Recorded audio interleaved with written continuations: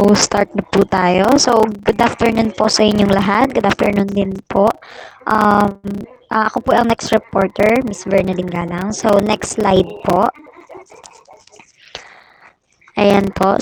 Curriculum environmental contributors in students with physical and health disabilities. Next slide din po.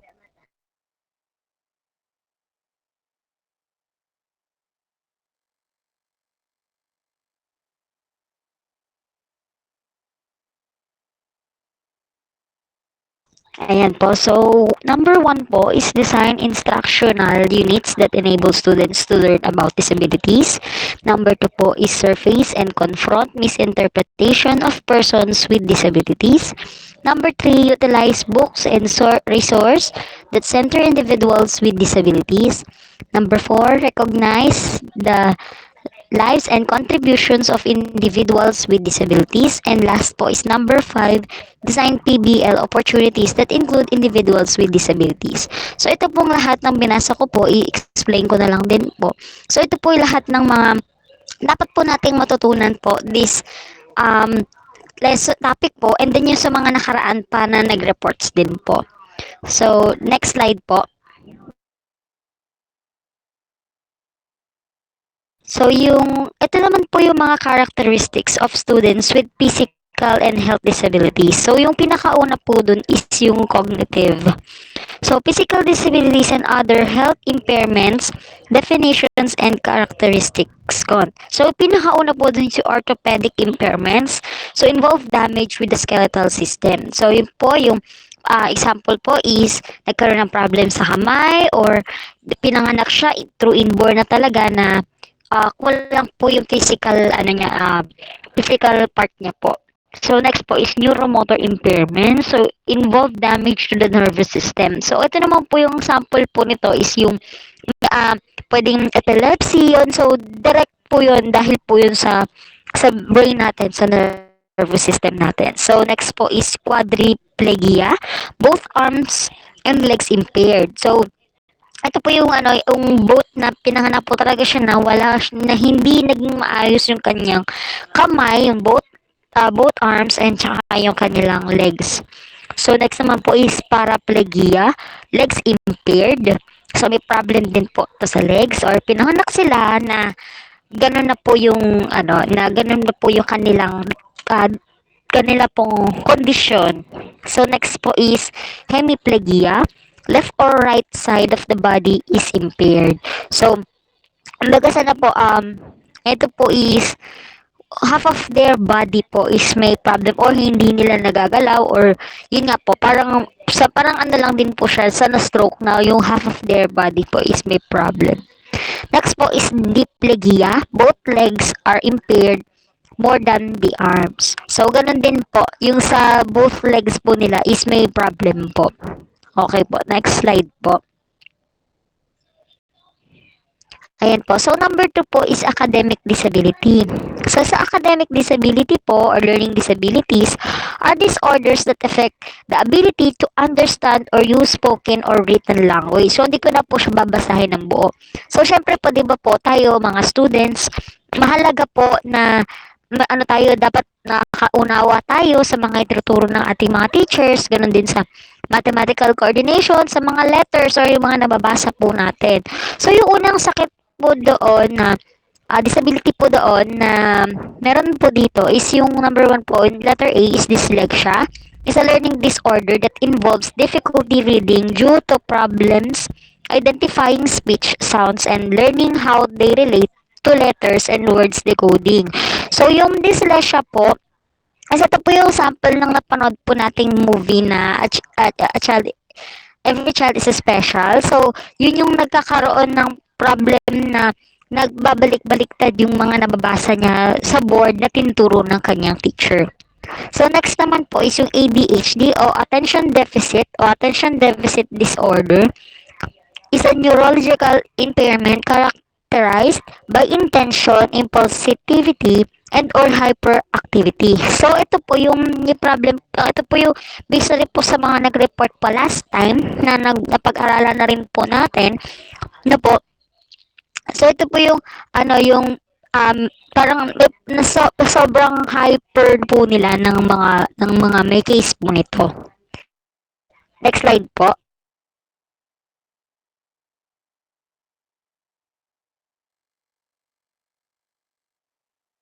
Ayan po. So, yan, next slide din po kasi po naulit naman na po.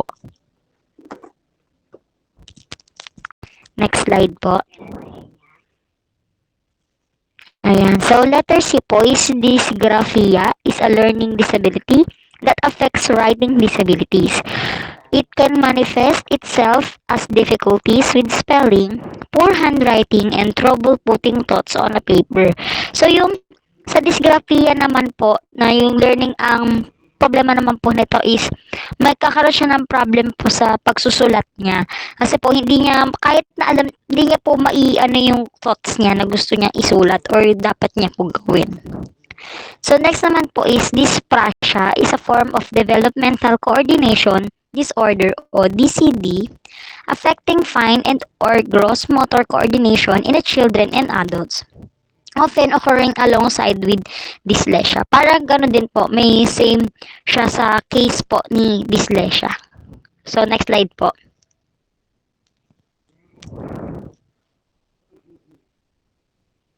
Ayan po. So, yun kung napanood nyo nga po yan, konting ano na lang po na yung napanood natin na rin po yan, same naman din po no, sa child and adolescent subject po natin.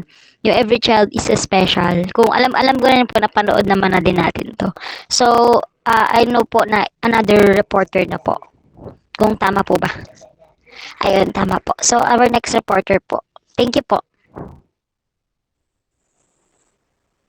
Good afternoon po. I am the next facilitator. My name is Russell Altareos. Next po.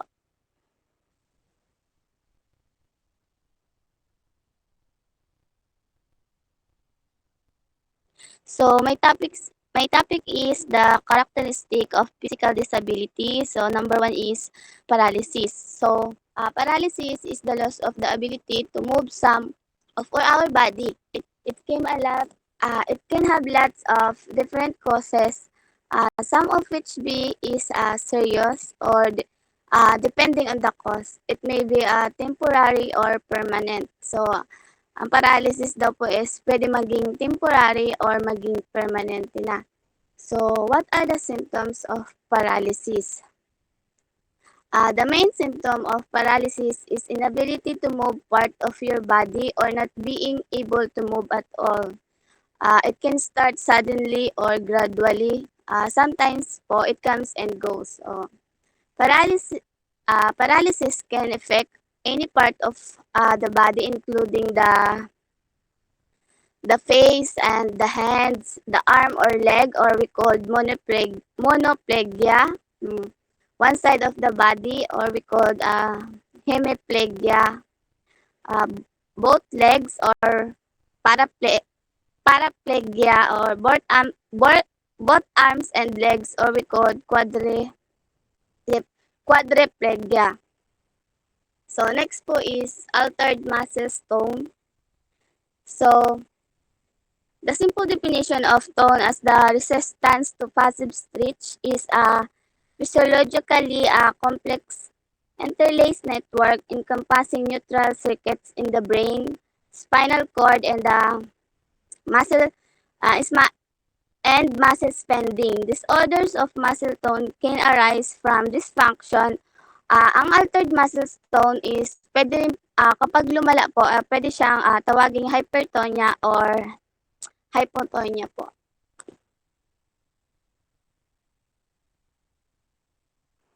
Next po is, hindi, pabalik po muna.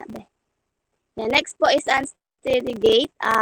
We all know po ang unsteady gait po is yung mga hirap siya mag-balance. So, unsteady gait has many potential causes that range from temporary to long term. Unsteady gait can increase your risk for falls and injury. Also, it's important to seek medical help for more serious causes of these symptoms. So, example of this is yung dizziness or we call vertigo po when walking. shuffling when walking, instability or lacking of balance, and next po is unsteady.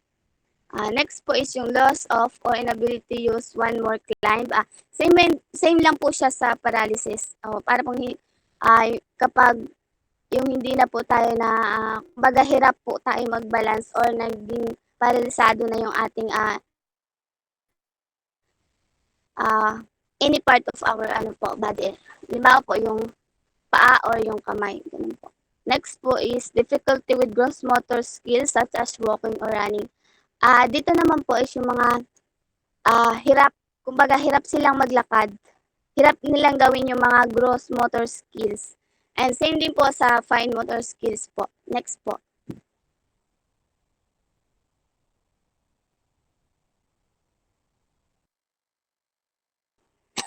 So next po is traditional and innovative assessment at techniques for students with physical disabilities and other impairments po. Next po. So, impact of a physical disability. The impact of physical disability on learning will vary but for the most students, the issues of most significance relate to physical access, manipulation of equipment.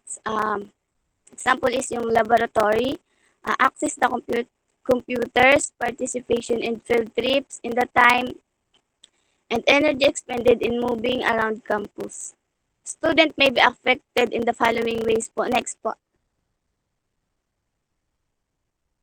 So, yan pong lahat is hindi ko na po babasahin.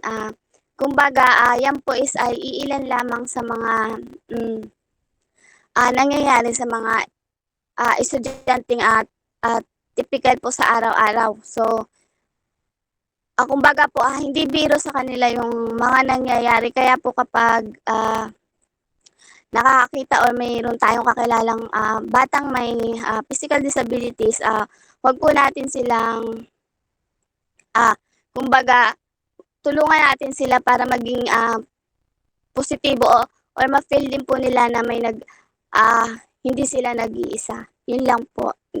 Thank you po.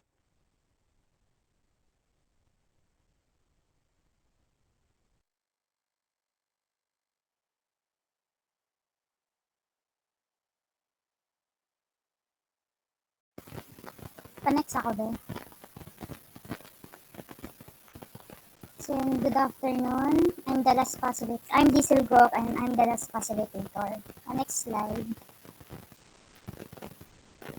So, ayan. Teaching strategies. Students who use wheelchairs, calipers, or scratches, or who tire easily may find it difficult moving about within the constraints of lecture timetables. Absence or lateness may be a result of distance between teaching venues.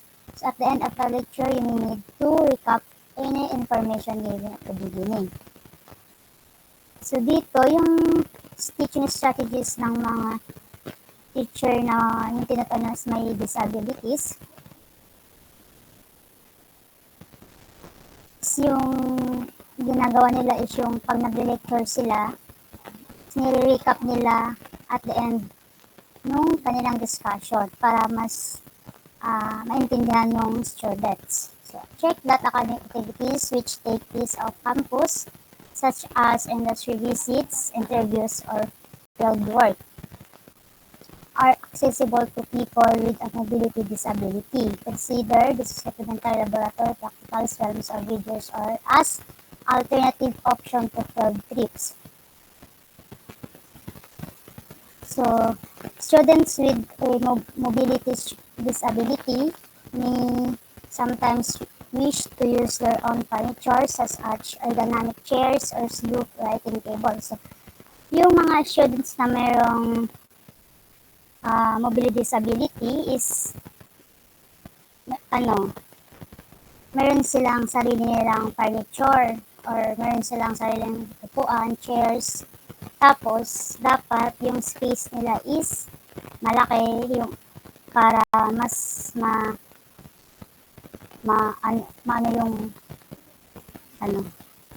tawag nito,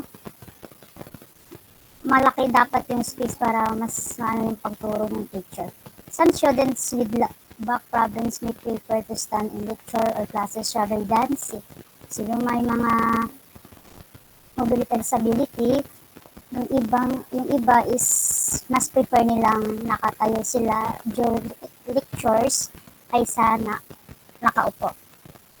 So, some students need to use tape recorder or note taker in lecture. So extra time is involved in processing information acquired in this way. It is common practice in some departments to routinely tape all lectures. This is a practice which will assist to widely taught students, including those who may be absent from the time because of disability. Students may need extensions to deadlines for work involving locating and using library resources. Provide reading, this will be before the start of course so that the reading can begin early. So yung mga student na merong mobility disability, kailangan nilang magre-record or i-take down notes yung mga lectures ng teacher para mas ma-recap nila yung mga information na dinidiscuss ng teacher. So, next po.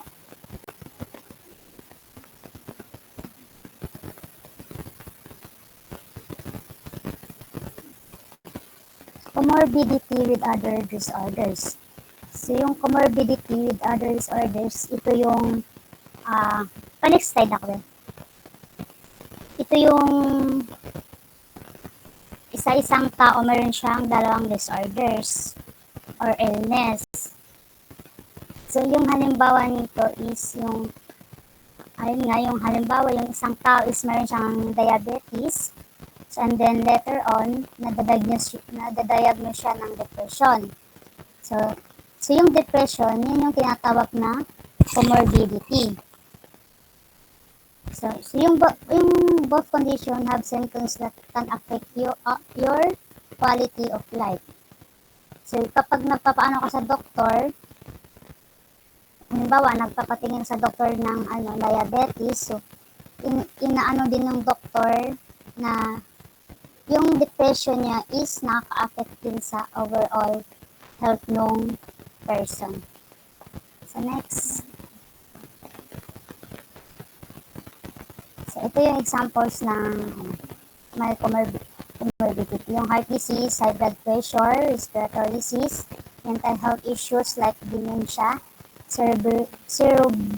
cerebrovascular disease, joint disease, diabetes, sensory impairment, and arthritis. So next. So, yun lang po. Thank you.